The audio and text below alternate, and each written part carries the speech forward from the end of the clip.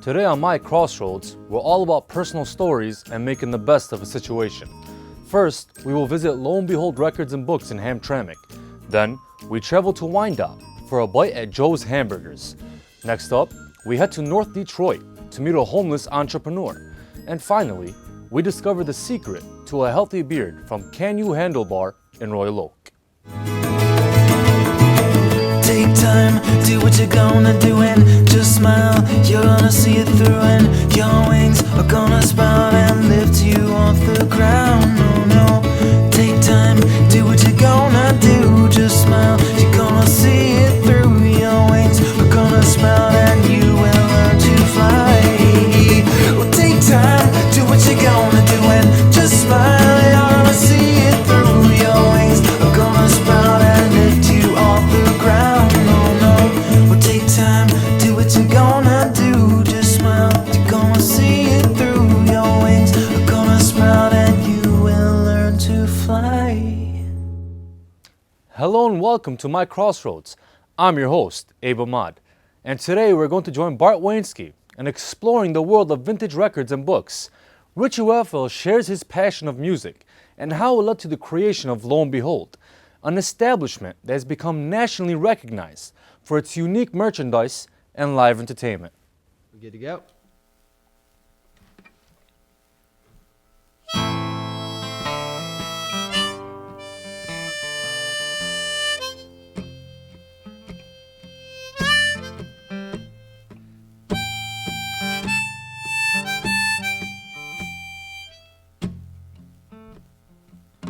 Feel like a dying breath, leaving a ship that's sinking. I've been staying up late and heavily drinking. And she said, pick your body back up off of the shelf, honey. You're the only one can forgive yourself.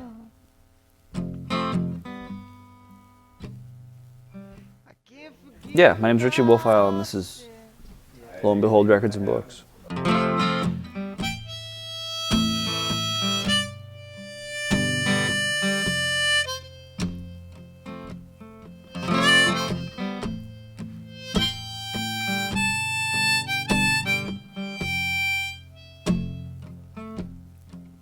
And she asked if I was hungry, and I was, but I wouldn't say.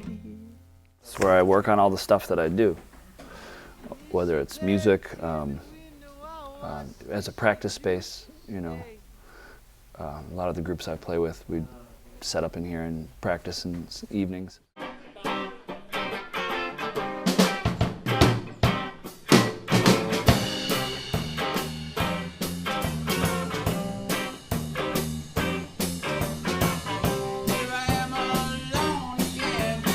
Mimi, my grandmother, she bought me a record player for Christmas one year because I used to spend a lot of my time in her basement listening to her jukebox, punching in numbers, plugging in, punching numbers. My other grandmother, her and I did a lot of junking, thrifting and stuff like that. And if, you know, I'd cut her lawn, cut her neighbor's lawn, make $10 or whatever, and go to garage sales, and there'd be a box of records for $5 and I'd buy it all.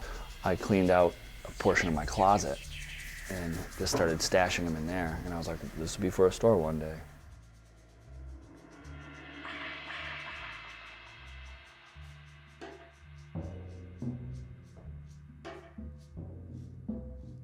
The authenticity of what happens in this space is very compelling because you find real artists. You find both alive and deceased artists all over the place in music, in authors, books, everywhere. You see people who are interested in that sort of thing, and the whole reuse community is interested in this. Vinyl is, you know, of interest right now especially, and only getting more and more interesting. And Richie is quite a dynamic individual. I think his personality surely runs this place. Star Wars crazy, baby. Yogurt. Please, it's just plain yogurt. there's kind of something about here that is a little bit more, I don't know, personal, I guess. I mean, some record stores are very clearly, this is a business, but if you come in here, it's not like that. I mean, there are events happening all the time. Richie will trade you records for, you know, beer or food or something like that, or whatever, you know, and it's just so, you can tell that he cares about, you know, the community and doing stuff here, and just the projects that he does. I mean, you can tell he's not making money, but it doesn't matter because it's giving back. Somewhere along the line, I got interested in releasing some records and books, and I thought eventually one day I should have a storefront for those things. A few years ago, me and 3 other people got involved in this storefront as portions, and then slowly after people bailed out or went on to other things, I just found myself here, and I'm like, well, this is, I guess, the opportunity to do that if I'm going to do it. So I brought in a bunch of my own collection and just started selling my own collection off. Folk Blues Night is my favorite event here, and it's usually my favorite night of the month, every month.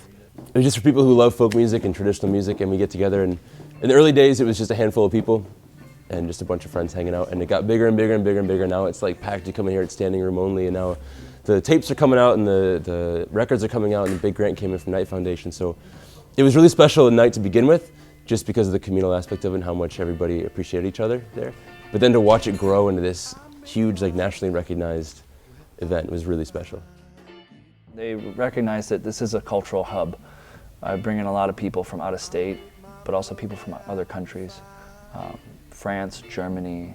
I mean, performing here, not just people traveling through. Like, these are people that are coming here to perform. You know, but even in the States, like Alaska to Maine, we've had people seek this place out and want to perform here or do something here, and that's really important. I think that also is a testament to its accessibility and its openness. They've been saying it's the death of vinyl for a long time now. I don't see anything really changing. Music fans are always gonna. There's always gonna be a market of music fans who want to have a record. So there's always going to be records and vinyl, I think. So, yeah. And even if it does go away, it'll probably come back. I think so. For all I know, I could wake up tomorrow morning and just be like, you know what, I'm done. And then I take everything and I put it right in the empty lot next door and write free on it, and then I go to Spain and travel, live on top of Mount Ernio for a month. Everything can change and generally does. But, you know, who knows, this might still be around.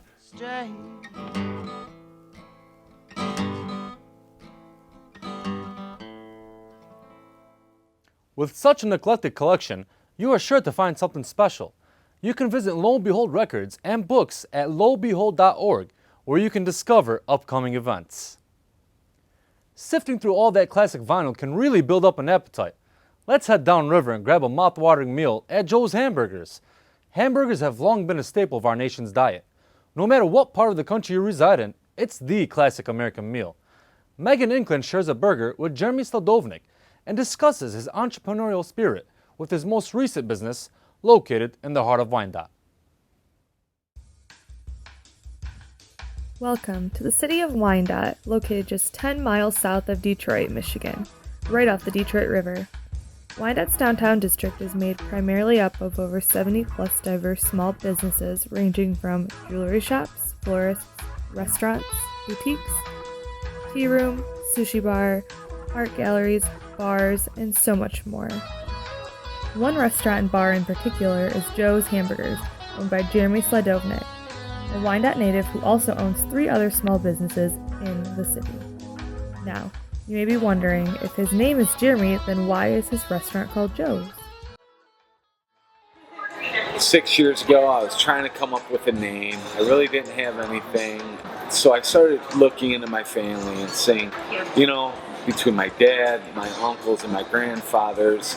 Well, my grandfather has been a really big part of my family and in my life. It just seemed to be real natural to use Joe's hamburgers. Family is an important part to Jeremy, which is why, after playing several years of semi-pro hockey in Canada, he decided to return to his hometown and pursue his dream of owning a business, or four. I have always been interested in business. By the time I was 23 years old, I had owned my first brick and mortar building, which was located down on Oak and Bitter. It was a bead and jewelry store. Since then, that store has been open for 14 years, and that was where I really got my first bite in that small business. Since then, I've owned several different small businesses, this being my most recent that I started in 2009. We started in a little 400 square foot building on a side street at 125 Elm, and in 4 years I was able to save up some money and purchase my own building. In the dining area, you can't help but notice all the unique trinkets lining the shelves and walls. Some is old Wyandotte memorabilia, like the old Mel House ice cream sign. 100% of what's in my restaurant right now is a reflection on my personality and characteristics as a person and a business owner.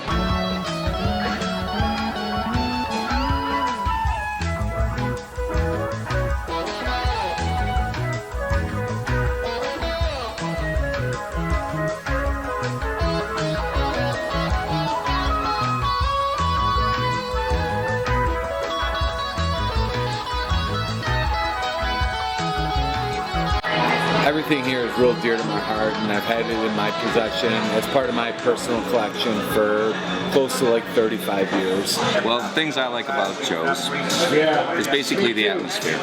I basically go back in time because you hear the music in the background. I don't know if you can hear it, but it's my kind of music, 80s kind of stuff. Still living in the past. So then I see all the comic book stuff. I love that stuff. The way it came out is just kind of my vision.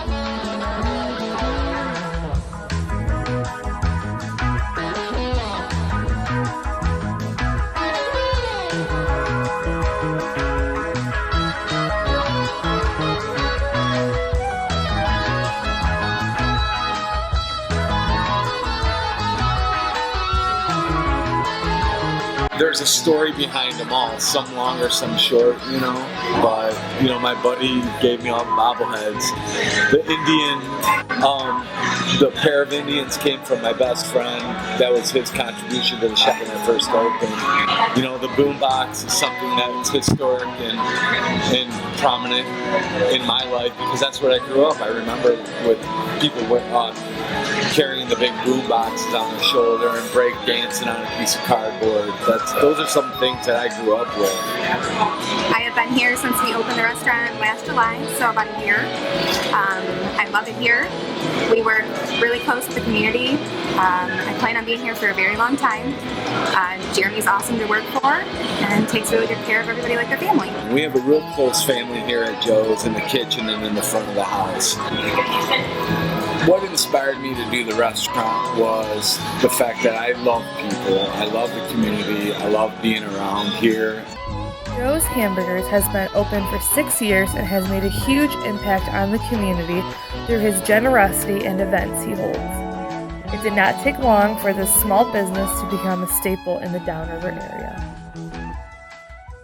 Boy, that skee ball looks exciting.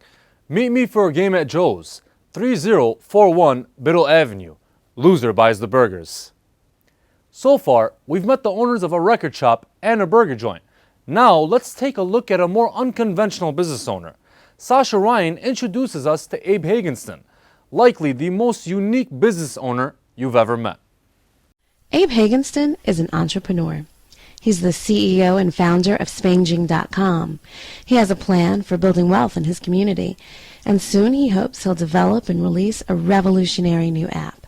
And Abe Hagenston is homeless.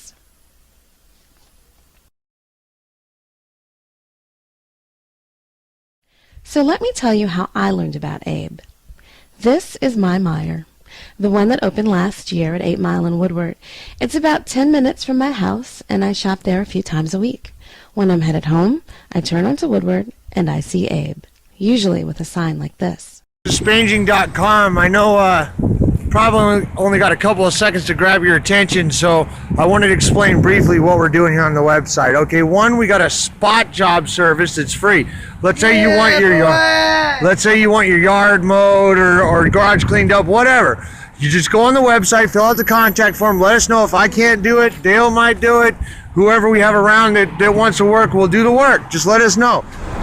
I came up with the idea about 10 years ago as more of a joke than anything, and then I thought, well, you know, why not try to actually do it? And last year I brought it online, so I figured I'm the only homeless guy in the world that's doing that, so gotta try something. Can't find a job, I figured I'd create my own website, be unique. What kind of... Oh, thanks, man. God bless you. God bless you. All right.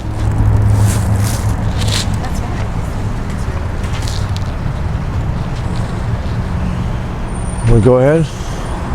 So, what are the challenges to running a business when you're homeless? What are the challenges? Constantly, people are stealing from me. I got robbed 3 times this year.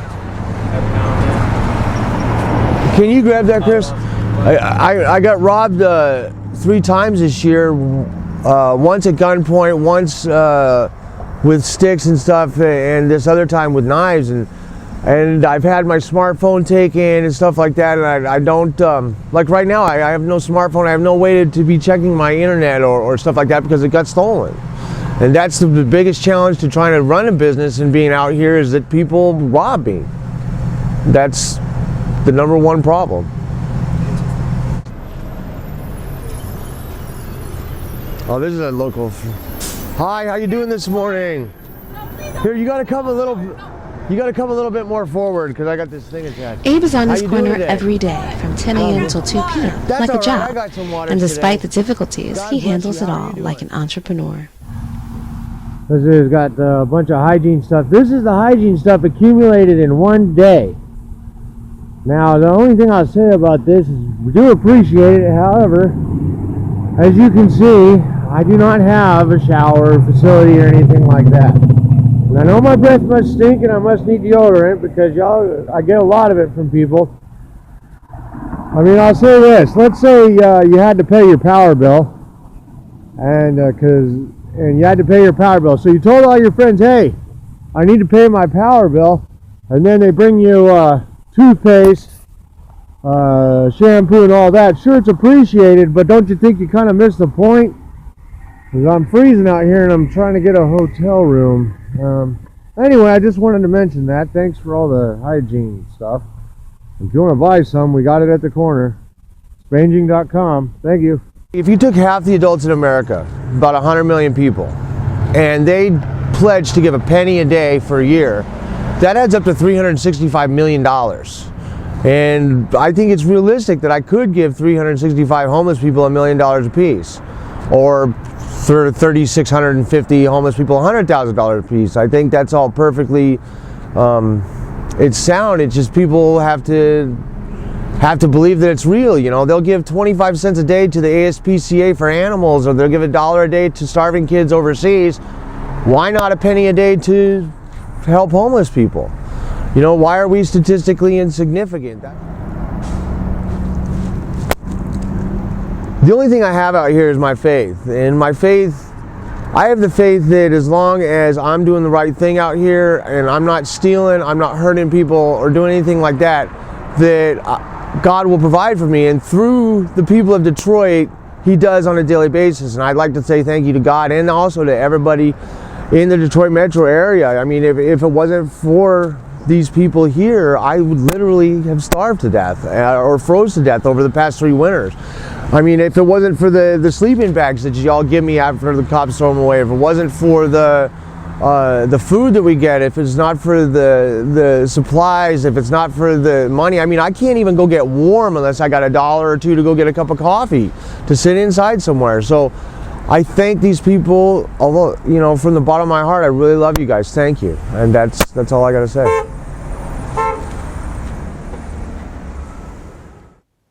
Abe reminds us all that regardless of your situation, with ambition and creativity, anything is possible. We have just seen a business owner in a place you would least expect. Now, we'll learn about a product that seems just as uncommon. Things are going to get a little hairy with Can You Handlebar beard products. We're going to follow David Niffen to Royal Oak, where he uncovers Doug Geiger's secret behind the beard.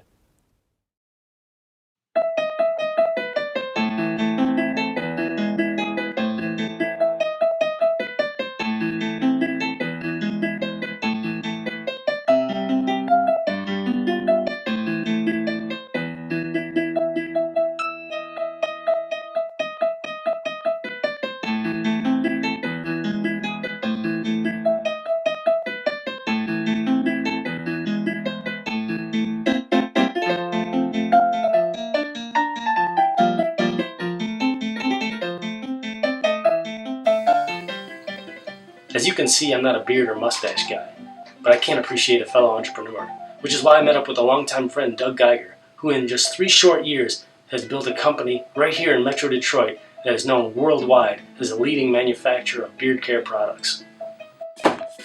Unfortunately, due to time constraints of the busy holiday season, I was only able to steal Doug away from work for a quick coffee to discuss his brand, business, and products.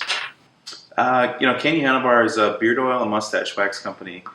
We started in 2012 with just a mustache wax, and then as my beard grew out, I realized I'd like to have some products for that too.